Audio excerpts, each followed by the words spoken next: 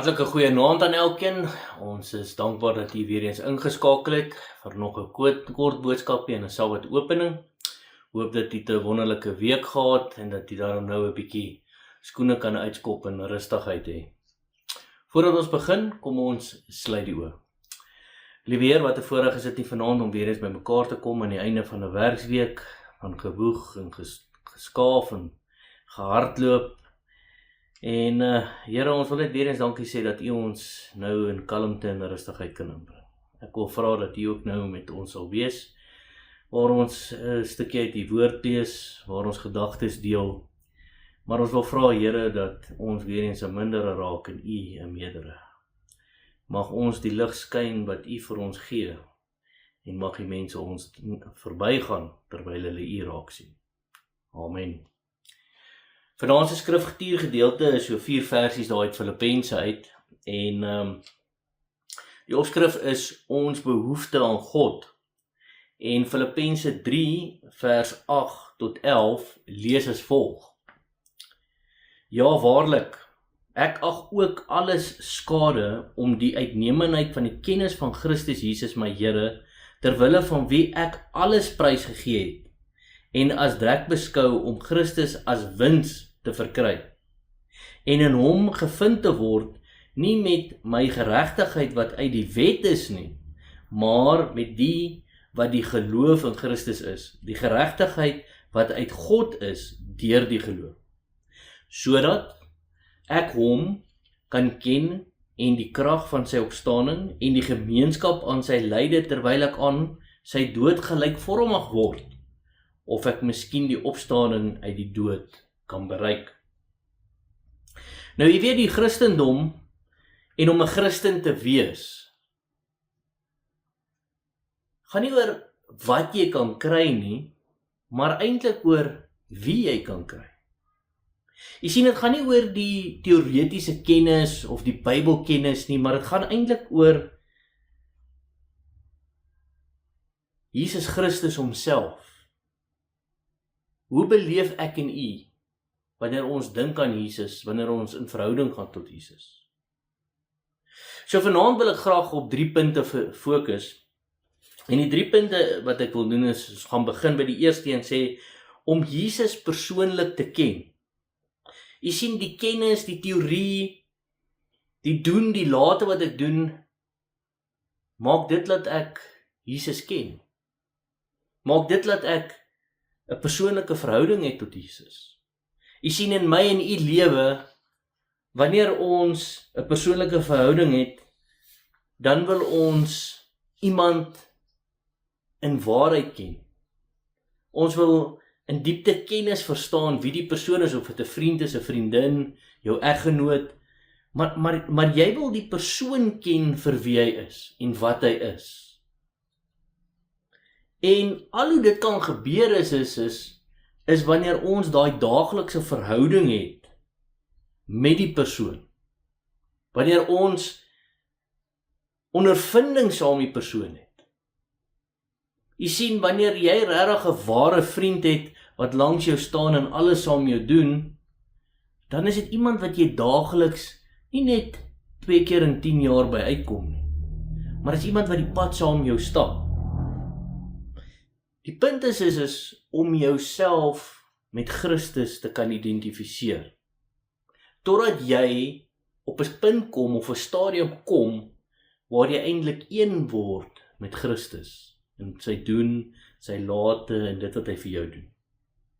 Om Jesus daagliks te ken is nie net ek doen iets hier en dan gebeur dit nie, of baie keer, jy weet, is dit net 'n noodgeval is, dan skiet ek gou 'n gebedjie op, Jesus help my, maar is 'n daaglikse stap in 'n wandel. Die lewe moet hom insluit. Wanneer ek en u besluite neem, moet dit hom insluit. My besluite, u besluite, versoekings, irritasies, probleme. Want op die einde van die dag, wanneer mense na my en u kyk, wie is in beheer van ons lewe en met wie stap ons daai pad daagliks? En dan die derde punt is, ken Jesus tot op die punt dat alles vervaag. So, ek hou van die Afrikaans woord vervaag. Ken Jesus tot op die punt wat alles vervaag, wanneer daar niks meer is behalwe Jesus nie? Is jou behoeftes vervul deur Jesus? Sodat wanneer jy miskien alles in die lewe verloor om jou, ek dink aan die storie van Job waar hy alles verloor, is die vraag, was Jesus genoeg vir hom? Absoluut. Was God genoeg vir hom? Elke keer. Jy sien, wanneer ons alles verloor, bly Jesus daar. Is Jesus die kern van my en u gedagte? Is hy die kern van my hart, my oortuiging, die senterpunt van my lewe en my daaglikse loop? Alles wat ek doen, praat of sê, wat ek uitbeeld, wie ek is God die senterpunt. Laat alles om my vervaag en ek sien net vir God. Ek dink aan die storie van Dawid, waar God sê, Dawid is 'n man na sy hart. Was hy foutloos? Absoluut nie. Hy was inteendeel tot sover as 'n moordenaar, met slegte besluite. Maar wat was anderster van Dawid, dat die Here op die einde van die dag sê, 'n man na my hart. Die verskil het daarin gelê, dat Dawid het die afhanklikheid van God, en alles wat hy gedoen het, teruggekeer, en gesê, Here, ek is afhanklik van U. Hy het besef dat, ek moet God die senterpunt van my lewe maak, ek moet God die alles van my lewe maak. Ek moet God die hoogste prioriteit maak, voordat ek my dag begin, voordat ek my dag opeindig, voordat ek eendag iets aanpak, moet God 'n prioriteit wees, en al hierdie dinge te doen. Ek moet strewe dat alles wat ek doen sê, 'n lig skyn, wat van God afkom. Alles wat ek doen ek tot eer en verheerliking van God. Dawid sê dit so mooi in Psalm, 2 versies wat ek vir julle gaan gee, beloftes wat jou vashou daaraan. Psalm 73 vers 25 sê, weet ek buiten U in die hemel, buiten U begeer ek ook niks op aarde nie. Is al mooi gesê, niks anders nie.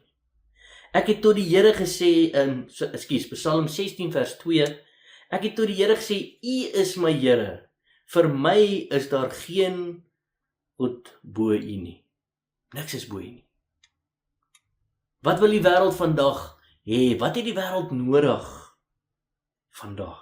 Die wêreld het nodig nie meer planne, meer geld, meer welsyn, meer organisasie nie, maar die wêreld het manne en vroue nodig, wat 'n persoonlike verhouding met Christus het, wat hom hulle saligmaker en hulle vriend maak, saligmaker en vriend wat hulle ken, daagliks saam met hom wandel, en Jesus hulle alles in hulle lewe maak, tot die wêreld vervaag.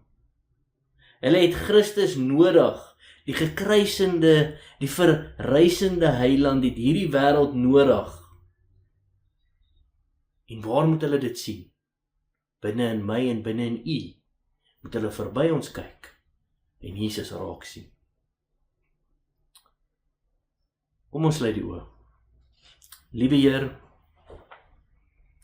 Paulus roep uit in Filippense 3 vers 14 en sê die volgende, maar een ding, ek vergeet die dinge wat agter is, en ek strek my uit na wat voor lê, wat voor is, en jaag na die doel om die prys te verkry van 'n hoë roeping van God in Christus Jesus.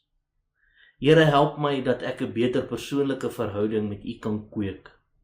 Laat ek U die senterpunt van my lewe maak en laat ek daagliks meer van U wil leer, U liefde en U genade. En mag alles wat ek doen hoë prioriteit vereis en ek U eerste stel as dit by besluite kom. Dit wat ek doen, dit wat ek aanpak, daar waar ek mense ontmoet, daar waar ek vriendinne het, my eggenoot, Here, mag ek U die senterpunt maak. Wees weer eens vandag in hierdie Sabbatdag met ons, maak ons kalm en rustig, dat ons U die middelpunt kan maak van hierdie 24 uur. Here, ons het U nodig, U liefde en U genade in hierdie de mekaar wêreld. Ons het nodig dat U die lig laat skyn. Ons het nodig om ons te help, om U, die gekruisigde heiland, as evangelisasie daar buite te kry, sodat die mense nader aan U kan kom en weet, daar is 'n ewigheid van liefde en vrede. Wees met ons nou verder in die aand. Dis my gebed nie omdat ons dit verdien nie, maar in Jesus naam. Amen. Mag U hierdie dag God weer eens die senterpunt maak, die prioriteit maak. En mag U so gefokus wees op hom, dat die wêreld vervaag hom nie. Lekker aand, totsiens.